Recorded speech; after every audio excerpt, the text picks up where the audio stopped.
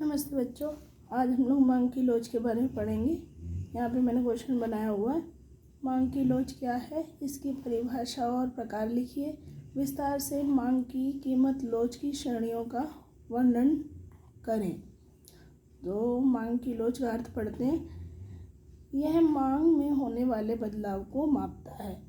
Means मांग में जो परिवर्तन हुआ है उसको मांग की लोच के द्वारा माप सकते हैं कि कितना मांग में परिवर्तन हुआ है।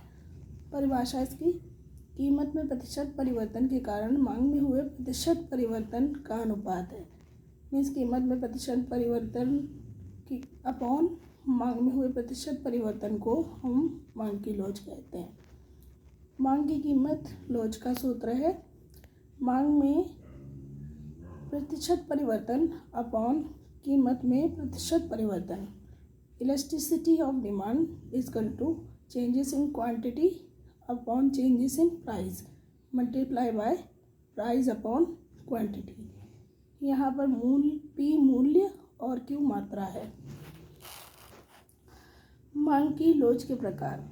मांग की लोच के प्रकार कितने? 3 तरह की होती है मांग की लोच। मांग की कीमत लोच, मांग की आय लोच, मांग की तिरछी लोच। अब हम मांग की कीमत लोच की श्रेणियों का वर्णन थोड़ा करेंगे डिटेल में। फर्स्ट है पूर्णतया लोचदार मांग।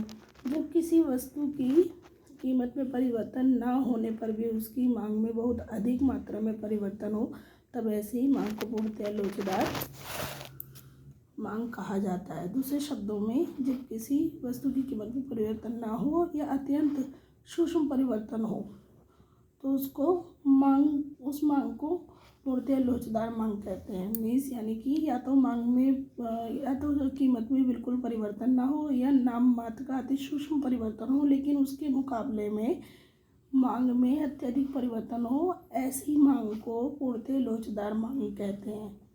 ये एक क्षैतिज सीधी रेखा होती है। यहाँ मैंने एक आपके लिए डायग्राम बनाया समझाने के लिए। ये वाई एक्सेस पे कीमत ली है और एक्स एक्सेस पे यहाँ पे क्वांटिटी मात्रा ली हुई है।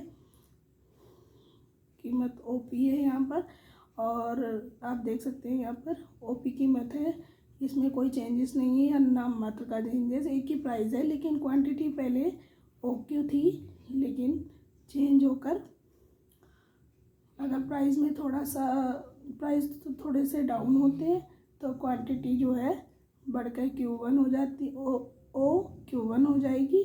और अगर प्राइस जो है P से बढ़ के ऊपर थोड़ा हो जाएगा, सूक्ष्म मात्रा में थोड़ा परिवर्तन हो जाए P से ऊपर थोड़ा, तो उसके मुकाबले में इसमें जो मात्रा है उसमें अत्यधिक परिवर्तन होता है। यानी कि अगर प्राइस थोड़े से बढ़ जाए तो मात्रा OQ से OQ2 हो जाएगी। यानी कि प्राइस में कोई भी डिफरेंस नहीं है, या थोड़े से कम प्राइस होते हैं तो जो मात्रा है वो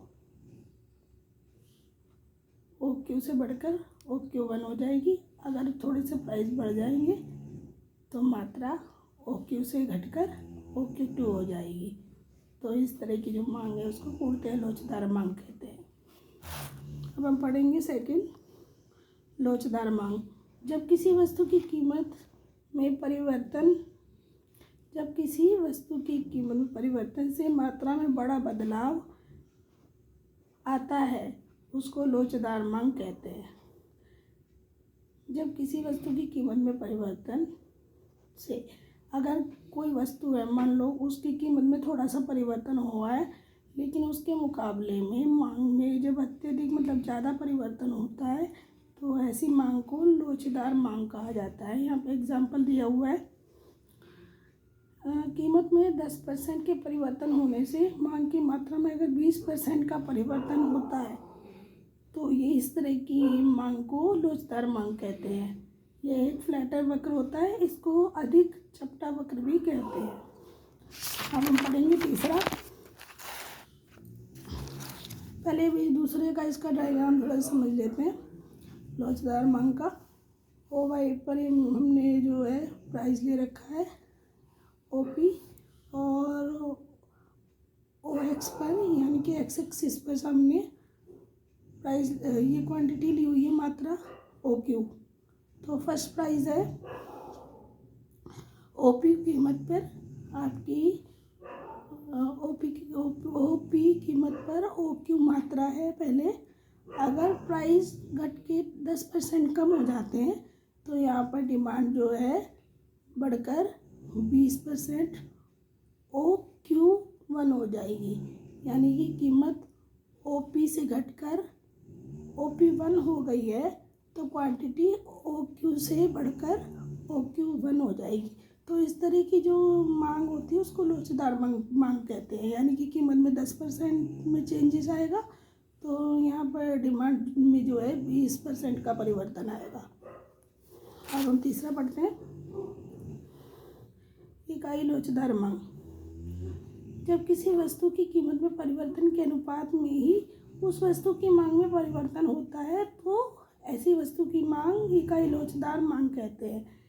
यानी कि जितने % कीमत किसी वस्तु की कीमत में परिवर्तन होता है उसी अनुपात में मांग में परिवर्तन होता है तो ऐसी मांग को हम इकाई लोचदार मांग कहते हैं। जैसे कि किसी वस्तु की कीमत में अगर 10% की वृद्धि या कमी हुई है जिसके कारण उसकी मांग में भी 10% का परिवर्तन होता है, इसका मांग वक्र समानुपातिक होता है। अब इसके डायग्राम के बारे में पढ़ते हैं थोड़ा सा। यानी कि यहाँ पे डायग्राम बनाया हुआ है इकाई लोचदार मांग का। Elasticity of price equal to 1 है यहाँ पर इकाई के बराबर। तो यहाँ पर हमने y एक्सिस में कीमत ली है, x एक्सिस पे मात्रा ली हुई है। तो पहला प्राइस है OP। जब प्राइस घट के OP1 हो जाता है तो मात्रा OQ से बढ़कर OQ1 हो जाएगी।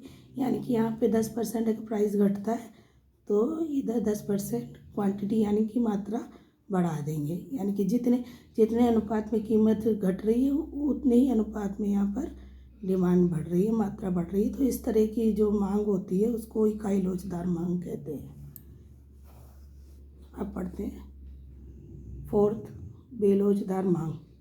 जब किसी वस्तु की मांग में होने वाला परिवर्तन उसकी कीमत में होने वाले परिवर्तन से कम हो। जब किसी वस्तु की मांग में होने वाला परिवर्तन उसकी कीमत में होने वाले परिवर्तन से कम हो।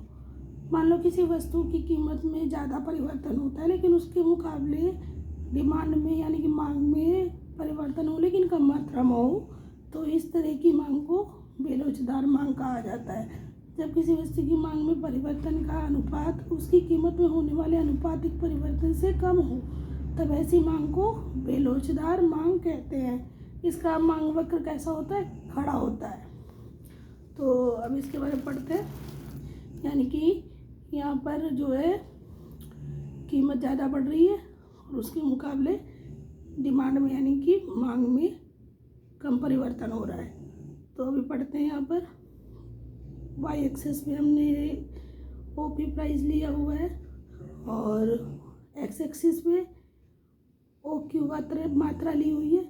मान लो प्राइस बढ़ के OP1 हो जाता है तो मात्रा जो है घट के OQ1 हो जाएगी।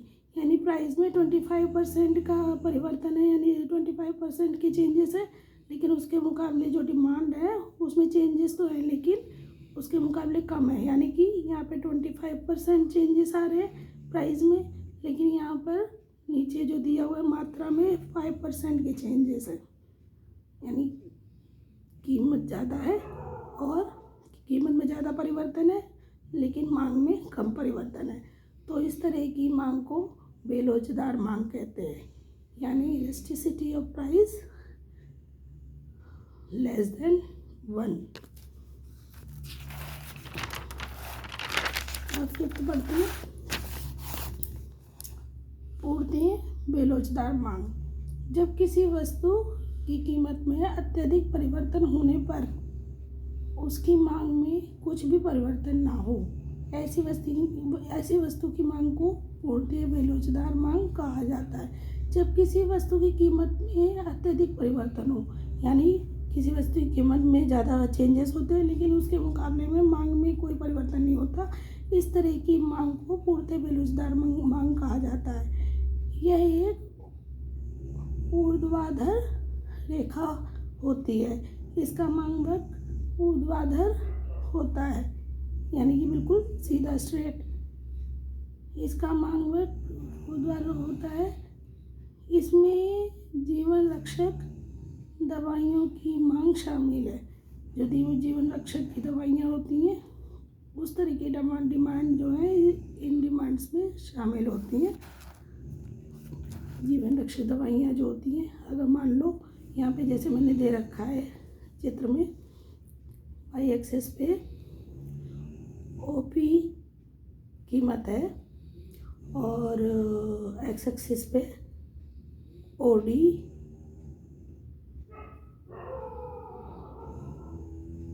ओक्यू, ये यहाँ पर पी क्यू कीमत है पहली। और अगर कीमत में चेंजेस होते हैं, कीमत बढ़ के OP1 हो जाती है तो डिमांड जो को त्यों रहती है। ओडी में कोई चेंज नहीं होगा। यहाँ पर OP पर डिमांड OD है। अगर प्राइस बढ़ के OP1 हो जाता है तो डिमांड OD ही रहेगी। ये डिमांड कर्व दे रखा है। यहाँ पे क्वांटिटी में कोई भी चेंजेस नहीं हो रहे, सिर्फ प्राइजेस में चेंजेस हो रहे हैं। एक ही स्टेट लेवल पे ये सीधी रेखा बनी हुई है। यहाँ पे आप देख सकते हैं प्राइजेस P से P1 हो गए हैं। तो मुझे लगता है आपको ये चैप्टर समझ में आ रहा होगा मांग की लोच का, लेकिन आप थोड़ा सा इसका स्क्रीनशॉट ले लें।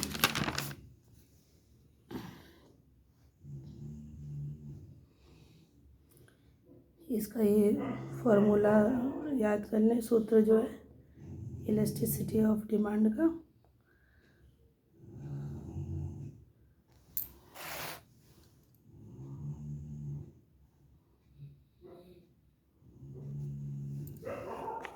मैंने डायग्राम में सारा एक्सप्लेन कर रखा है, आप अच्छे से इसको समझ सकते हैं। परसेंटेज भी आपको शो कर रखी है थोड़ा समझने के लिए कि अच्छे से समझ पाए आप।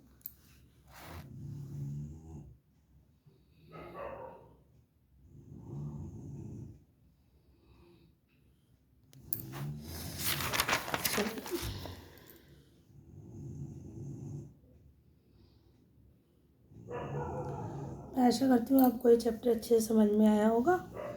अगर फिर भी आपको कोई दिक्कत है, कोई परेशानी है तो आप कमेंट बॉक्स पे लिख सकते हैं और आप कोई भी क्वेश्चन पूछ सकते हैं, मैं आपके सवालों का जवाब दूंगी।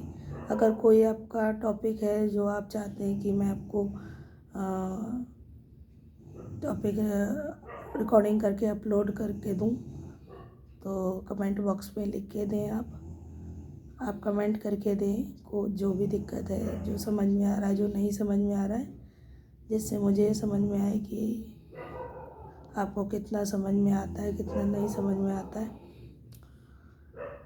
मेरी आपसे ये रिक्वेस्ट है कि मेरे चैनल को ज़्यादा से ज़्यादा बच्चे सब्सक्राइब करें, लाइक करें और वीडियो को ज़्यादा से ज़्यादा शेयर करें, जिससे सारे बच्चों की नॉलेज बढ़े, अर्थशास्त्र का ज्ञान बढ़े और मुझे मोरल सपोर्ट मिले, जिससे मेरे को और भी अच्छे अच्छे टॉपिक पे वीडियो बनाने की प्रेरणा मिले और आप लोगों को इजी वे में थोड़ा सा अर्थशास्त्र में पढ़ा सकूं।